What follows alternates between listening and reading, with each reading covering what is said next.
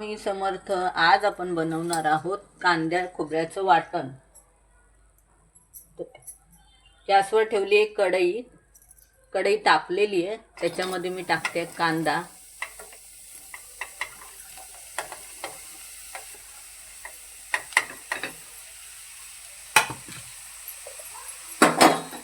थोडंसं तेल टाकूया.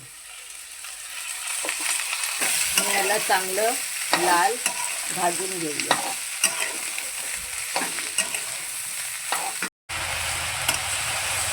माझं वाटण जास्त आहे, कारण माझे डबे असतात, खानावळ आहे, म्हणून जरा मी 2 दिवसाचं जास्तच वाटण करून ठेवते.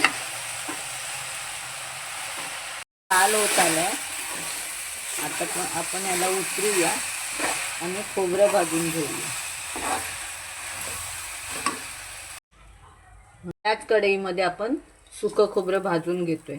मी सुकं खोबरं आणि थोडंसं ओलं पण घेते मिक्स, म्हणजे कसं जरा चव चांगली येते. आणि घरचं खोबरं आहे माझं, हे घरात नारळाची झाडं आहेत आमची,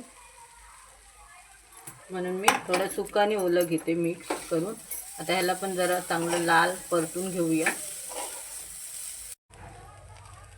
खोबरं लाल झालेलं आहे, आता आपण याला काढूया. मसाला टाकूया. खसखस घेतली आहे, लवंग, धने, काळी मिरी, हे सर्व चांगलं भाजून घेऊया आपण.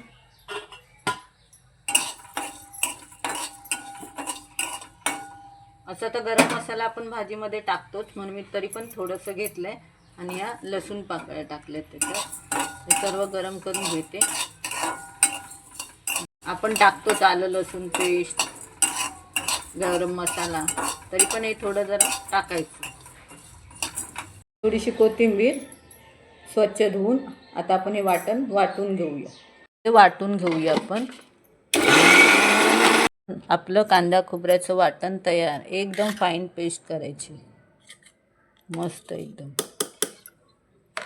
श्री स्वामी समर्थ.